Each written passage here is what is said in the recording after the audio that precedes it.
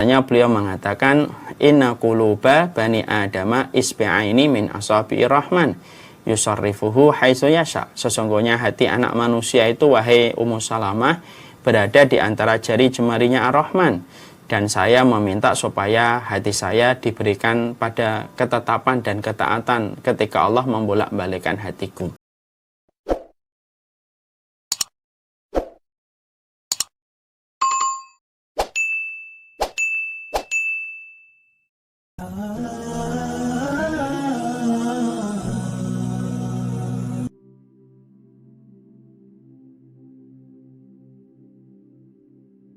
Ketika hati itu berbolak-balik, bagi mereka yang memahami ini, disinilah dia akan membutuhkan poin yang kedua.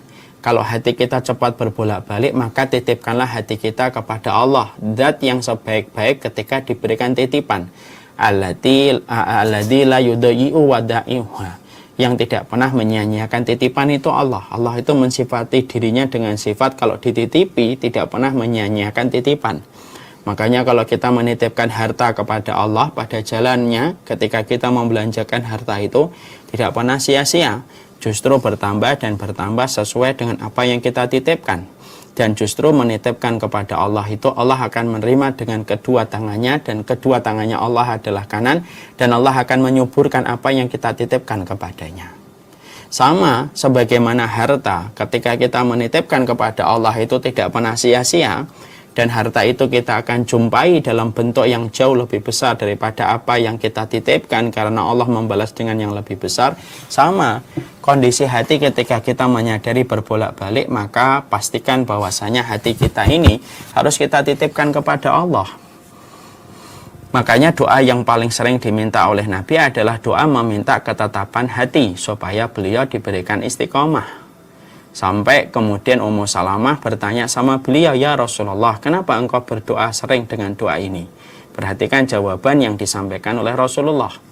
Bahwasanya beliau mengatakan, inna quluba bani adama isbi'aini min asabi'ir rahman yusarrifuhu haitsu yasha. Sesungguhnya hati anak manusia itu, wahai Ummu Salamah, berada di antara jari jemarinya Ar-Rahman, dan saya meminta supaya hati saya diberikan pada ketetapan dan ketaatan ketika Allah membolak-balikkan hatiku.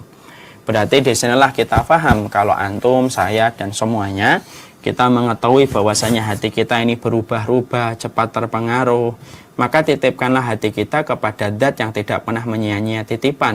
Menyia-nyiakan titipan itu adalah kepada Allah, supaya ketika hati kita yang berputar-putar, berbolak-balik di antara jari jemarinya Allah, maka ditetapkan hati kita di dalam ketaatan, dan ditetapkan hati kita di atas petunjuk dan taufik yang Allah berikan pada hati kita. Dan itulah yang kita harapkan. Sama pula ini ketika kita memiliki suami istri, ini salah satu hal yang penting juga. Memiliki suami atau memiliki istri, pasangan hidup, maka pastikan bahwasanya walaupun kita sudah menikah dengan dia, bukan berarti ketika kita menikah dengan dia itu bukan berarti bahwasanya kita mampu mengendalikan hatinya. Seorang istri tidak mampu mengendalikan hatinya suami, sebagaimana seorang suami tidak mampu mengendalikan hati istrinya. Maka seorang suami ketika dia tahu bahwasanya dia telah menghalalkan seorang wanita, dan itu termasuk salah satu perkara yang berat, salah satu perkara yang sulit pada kehidupan ini, ketika dia harus apabila dalam berkeluarga, maka salah satu yang harus dilakukan itu adalah bagaimana dia meminta kepada pemilik hatinya kalau ada masalah dengan pasangan hidupnya. Karena apa? Karena sesungguhnya ketika kita mendekat kepada pemilik hatinya, maka Allah yang akan mengendalikan hati itu sesuai dengan apa yang kita minta kepadanya. Ini salah satu hal yang cukup lumayan penting.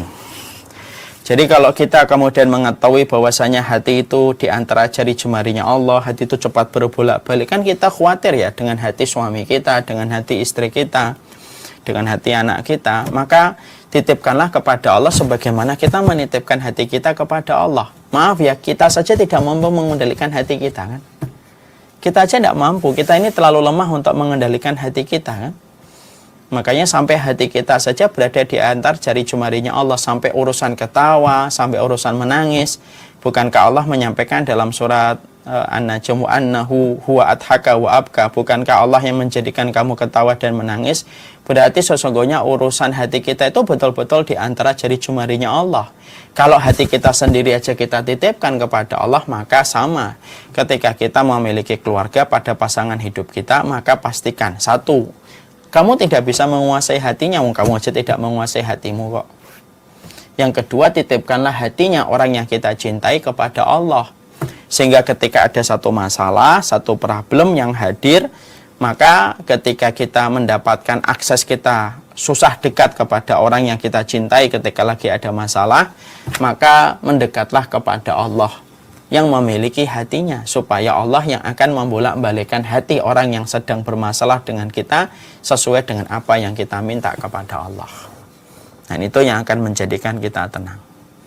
Makanya sama pula ketika kita menjumpai ada seorang anak, ketika kondisi hatinya susah untuk dikendalikan, bapaknya menyuruh begini, ibunya menyuruh begini, tetapi hati sang anak malah justru menolak keras dari apa yang disampaikan oleh bapaknya, menolak keras dari apa yang disampaikan oleh ibunya, maka tidak ada hal yang paling baik kecuali adalah mendekatlah kepada pemilik hati sang anak. Dan pemilik hati sang anak itu adalah Allah. Dan ketika kita mendekat kepada pemilik hatinya sang anak, mintalah kepada Allah supaya kita diberikan kebaikan pada hati anak kita, ketika kita tidak pernah bosan untuk meminta kebaikan kepada pemilik hati anak kita, yaitu adalah Allah. Dan itu penting itu dalam masalah berkeluarga dan di dalam masalah kita bersama pasangan kita. Makanya kalau kita boleh runut agak luas, makanya kita sampai tahu kan kalau kita nikah itu, ketika seorang laki-laki habis menikah, mengucapkan ijab qabul, maka sunahnya adalah mendatangi wanita yang telah dihalalkan, lalu mengecup keningnya. Setelah dikecup keningnya, maka kemudian disunahkan bukan hanya ngecup keningnya saja, tapi berdoa. Apa doanya? Allahumma inni as'aluka khairaha wa khaira ma jabaltaha alaiha. Allahumma inni as'aluka khairaha wa khaira ma jabaltaha alaiha wa a'udzubika min syarriha wa syarri ma jabaltaha alaiha. Ya Allah, aku meminta kebaikan dari wanita ini dan kebaikan yang Engkau anugerahkan kepadanya, dan aku berlindung dari keburukan wanita ini dan keburukan yang Engkau anugerahkan kepadanya. Sebenarnya dari sunnah itu kita sudah diajarin oleh sunnah. Semenjak pertama kali kita nikah, pastikan bahwasanya kita dan pasangan kita tidak akan pernah mampu kita saling membimbing dan saling menguasai dalam kebaikan kecuali karena pertolongan Allah. Ketika kita menyadari bahwasanya hati kita dan hatinya dia itu berada di antara jari jemarinya Allah. Makanya salah satu perkara yang sering disampaikan oleh para ulama, kalau ada masalah, kalau ada problem yang hadir pada kehidupan kita, sampai para ulama mengarahkan kita, sampai para ulama itu menunjukkan kepada kita untuk mendekatkan diri kita kepada Allah, memperbaiki kualitas kita di hadapan Allah, maka Allah yang akan memperbaiki kualitas apa yang ada di sekitar kita. Nah, itu yang kedua. Yang ketiga yang kita harus pahami adalah sesungguhnya hati ketika itu miliknya Allah dan berbolak-balik cepat terpengaruh, siapapun yang mampu menjaga amalan hatinya, maka itulah yang berpotensi besar untuk mendapatkan kebahagiaan dalam kehidupan kampung akhiratnya. Dan siapapun yang selalu lalai untuk mengontrol hatinya, lalu mengkondisikan bagaimana kesehatan hatinya, itulah yang sejatinya akan mendapatkan banyak kerugian dan banyak penyesalan dalam kehidupan kelak di akhirat. Dan itulah 3 poin penting sebelum kita membahas tentang masalah hati pada apa yang akan kita kaji. Ada 3. Hati dinamakan kolbun karena cepat berubah-ubah. Sesungguhnya yang kedua, hati itu di antara jari jemarinya Allah. Titipkanlah hati kita di hadapan Allah supaya hati kita ditetapkan dalam taufik dan kebaikannya. Dan semoga hati kita, dan titipkanlah hati orang-orang yang kita cintai di hadapan Allah, supaya kemudian Allah membantu kita mendapatkan apa yang kita minta kepadanya. Dan yang ketiga, hati merupakan komponen penting di dalam investasi terbaik ketika kita ingin untuk mendapatkan masa depan yang cerah pada kehidupan kampung akhirat kita. Dan masa depan yang cerah itu adalah masa depan dengan kondisi hati yang bersih dan jiwa yang bening.